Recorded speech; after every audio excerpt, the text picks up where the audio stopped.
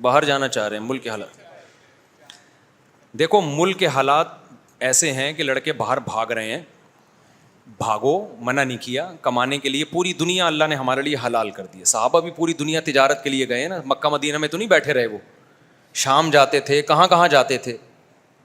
تو اس سے نہ کوئی عالم آپ کو منع کرے گا, نہ کوئی بزرگ آپ کو منع کرے گا, بلکہ میں تو اس کی ترغیب دیتا ہوں, بھائی اگر باہر کما سکتے ہو تو یہاں سے نکلو, کیونکہ اس کا آپ کے کنٹری کو فائدہ ہے.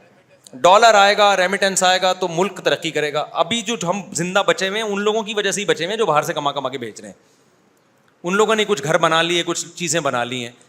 لیکن میں آپ سے ایک گزارش یہ کرتا ہوں کہ اپنے ملک سے محبت نہیں چھوڑو, ملک کو بدنام مت کرو.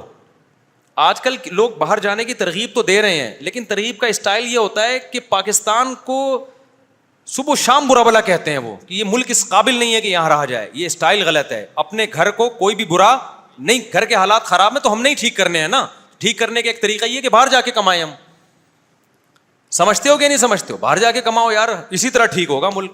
ہمارے والے حکمران تو ٹھیک کر نہیں سکتے, تو آپ باہر جاؤ, کماؤ, اور یہاں کما کے بھیجو, اپنی فیملی کو سپورٹ کرو آپ. میں تو اس سے آگے کی بات کرتا ہوں, پڑھائی کے لیے بھی باہر جاؤ. میں نے دیکھا ہے جو باہر جا کے پڑھے ہیں وہ ملک کی بھی زیادہ اچھی خدمت کر رہے ہیں. جو پڑھائی ہے باہر, تو پڑھنے کے لیے نہیں جا رہے ہوتے, عیاشی کے لیے جا رہے ہوتے ہیں اور انلیگل طریقے سے جا رہے ہوتے ہیں. اور وہاں جا کے اتنی بعض دفعہ اتنی کچھ کوئی ایبلٹی, کوئی قابلیت, کوئی ہنر نہیں ہے, دھکے کھا رہے ہوتے ہیں وہاں جا کے. اس سے بہتر تو اپنا ملک تھا پھر. تو آپ پہلے کسی سے مشورہ لے لو کہ میں باہر جانا چاہتا ہوں, تو اگلا کچھ سمجھدار, ٹریول ایجنٹ سے مشورہ نہ لو, وہ تو اس کو ویزا لگا کے بھیجے گا آپ کو باہر. کسی پڑھے لکھے سے مشورہ لے لو کہ بھائی میں باہر جاؤں, وہ آپ کو بتائے گا بھائی باہر کوئی سرخاب کے پر نہیں لگے ہوئے, وہاں پہ کوئی جنت الفردوس نہیں ہے. وہاں بھی اسی شخص کے لیے ٹھکانا ہے جس کو پہلے سے کچھ آتا ہو یا کچھ کرنے کی صلاحیت ہو اس کے اندر. گٹکے والا وہاں جا کے تو سوائے گٹکوں کے, اور وہاں گٹکا بھی اتنی آسانی سے نہیں ملتا, اور برباد ہو جائے گا, عیاشی میں پڑ جائے گا, برباد ہو جائے گا. ابھی تو ایک بھیڑ چال بھاگے جا رہے ہیں, تو وہاں جا کے پھر بہت ٹینشن میں آتے ہیں بہت سے لوگ. بہت سے باہر جا کے خوش بھی ہیں, لیکن بہت سے باہر جا کے شدید ٹینشن میں بھی ہیں کہ یار ہم نے وہ کہتے ہیں پہلے گھر میں کم از کم روٹی تو ملتی تھی نا بے روزگاری کے باوجود. وہاں روٹی نہیں ملتی آپ کو. اگر آپ کچھ کرو گے تو ملے گا, نہیں کرو گے تو برباد ہو جاؤ گے. تو اس لیے پہلے کسی عقل مند سے مشورہ لو, اور وہ آپ کو بتائے گا کہ بھئی آپ کے اندر کیا قابلیت ہے, وہاں جا کے آپ نے کیا گل کھلانے ہیں, کیا تیر مارنے. اگر موقع مل رہا ہے تو پھر نکلو, لیکن ملک کی خدمت کے جذبے سے نکلو کہ ہم پیسہ بھیجیں گے, اس سے ہمارا ملک ترقی کرے گا, ہمارے خاندان یہاں کھائے گا, اس کو کچھ. ابھی تو یہاں کی آمدنوں میں گزارا ہے ہی نہیں. میں آج بائک پہ جامعہ گیا ہوں اور آیا ہوں موٹر سائیکل پہ, ماسک لگایا, کیپ لگائیں, ڈرنگ ڈنگ کر کے نا بڑا انجوائے کیا میں نے. ربیع الاول بھی تھا, جگہ جگہ لوگ ناچ بھی رہے تھے تھوڑا. تو اب خود بخود جو انجوائے ہو رہا ہے تو اس پہ تو اللہ نے پابندی نہیں لگائی نا, میری نیت نہیں تھی انجوائے کرنے کی. لیکن بہرحال لوگ عجیب عجیب سی حرکتیں کر رہے تھے, تو پہچان بھی نہیں رہے تھے لوگ مجھے. ماسک تھا اور میں یوں جا رہا ہوں بڑا یوں گھما کے نا, جہاں روڈ خالی تھا. پرانا زمانہ یاد آ رہا تھا. تو ہمارے گارڈ نے بھی بولا آج تو بڑے مستی میں. میں نے کہا اتنے دنوں بعد میں اپنی اصل پوزیشن پہ آیا ہوں نا.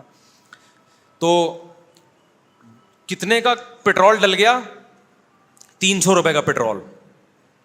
ابے میں نے کہا یار 300 روپے کا اتنے سے سفر میں پیٹرول؟ تو اس نے کہا مفتی صاحب آپ کو پتہ نہیں پیٹرول کہاں پہنچا ہوا ہے. 300 روپے کا 20 کلومیٹر ہوگا. تو میں نے کہا 20 کلومیٹر میں 300 روپے کا پیٹرول پھک گیا. تو اب جس بیچارے کی 40-50 ہزار روپے آمدن ہے, جو یہاں سے شارع فیصل بائک پہ جا رہا ہے, وہ تو ٹرک کے نیچے آ کے مرے گا تھوڑے دنوں میں. وہ تو ٹرک کے نیچے آ کے مرے گا. اس کو تو خودکشی سے بچنے کے لیے کہا جائے گا باہر دفع ہو, یہاں باہر جا کے کچھ کما, تو یہاں کیا کر رہا ہے تو. لیکن جس کا بزنس چل رہا ہے, جو نوٹ چھاپ رہا ہے, تو اس کو باہر جانے کی ضرورت نہیں. ایسے لوگ بھی باہر چلے گئے تو یہاں تو لوگ اور بھوکے مریں گے بھائی, تو لوگ اور بھوکے مریں گے. تو جو کھا رہا ہے پی رہا ہے وہ تو ٹھیک ہے, جو نہیں کھا رہا بے روزگار ہے اس کو تو رزق کمانا فرض ہے. اللہ تعالیٰ نے قرآن میں جگہ جگہ کہا ہے کہ سمندر کو ہم نے مسخر کیوں کیا ہے, تاکہ اللہ کی روزی تلاش کرو. تو سمندر پہ بیٹھ کے کہیں جاؤ گے تو تلاش کرو گے نا, سفر کرو گے تو تلاش کرو گے. تو سمندر میں جہاز بھی اللہ نے بنائے اس لیے تاکہ ہم ٹریولنگ کریں. ایک ہی جگہ بیٹھنے کے لیے ہوتا تو اللہ نے زمین ہمارے لیے مسخر نہ کی ہوتی. تو نکلو, دفع ہو یہاں سے, ٹھیک ہے نا. غربت کرو نا, ہمارے سامنے بیٹھ کے مت رویا کرو, دفع ہو جاؤ یہاں سے, کما کے بھیجو یہاں پہ. لیکن وہاں جانے کے کچھ سائڈ افیکٹ ہیں. وہ یہ کہ ماحول بہت زیادہ برا ہے. اب تو یہاں کا بھی بہت زیادہ برا ہو گیا, اب تو سب جگہ ایک ہی جیسی ہو گئی ہیں, لیکن تھوڑا وہاں جا کے نیکریں چڑیاں بہت زیادہ نظر آنا شروع ہو جاتی ہیں. تو پاکستانی جب جاتا ہے نا تو وہ عجیب سا اس کا دماغ ایک ہفتے تک خراب رہتا ہے, اس نے یہ منظر کبھی دیکھا نہیں ہوتا. تو وہ ہر لڑکی کو گھر تک پہنچا کے آتا ہے, وہ یوں کر کے دیکھتا ہے وہاں تک. تو اس برائی میں نہ پڑو, تو وہاں جاتے ہی کسی دینی نیٹ ورک سے جڑ جاؤ. اچھا, وہاں کے دیندار بھی یہاں والوں سے زیادہ ہی اچھے ہوتے ہیں, میں نے اکثر دیکھا ہے.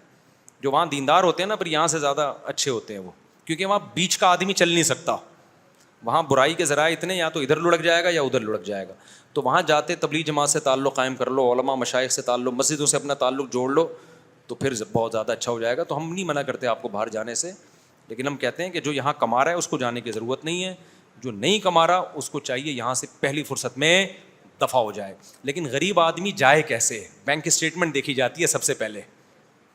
جس کے پاس 25,000 پیٹرول کے پیسے نہیں ہیں اس کو باہر کا ویزا, وہ اتنے نیک نہیں ہے کہ غریبوں کو گلے لگائیں. وہ آ جاؤ, جو غریب ہیں ہمارے, وہ کہتے ہیں تیرے پاس پیسہ کتنا ہے, اسٹیٹمنٹ جمع کرانی پڑتی ہے, پھر جا کے ویزا لگتا ہے. سمجھتے ہو؟ اور وہ سچی مچی کا پیسہ دیکھتے ہیں, جھوٹی موٹی کا بھی نہیں دیکھتے.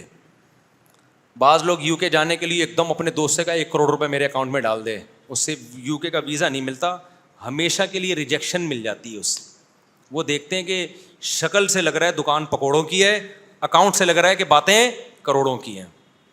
تو ان کے یہاں ایسے بیٹھے ہوئے ہوتے ہیں انجینئر جو آپ کی شکل دیکھ کے اندازہ لگاتے ہیں کہ اس شکل پہ یہ اتنے پیسے جچتے بھی ہیں کہ نہیں جچتے ہیں. تو جھوٹی موٹی کے پیسے مت دکھاؤ, سچی مچی کے دکھاؤ. دینی پروگرامز کی پروفیشنل میڈیا کوریج کا بااعتماد نام میسج ٹی وی.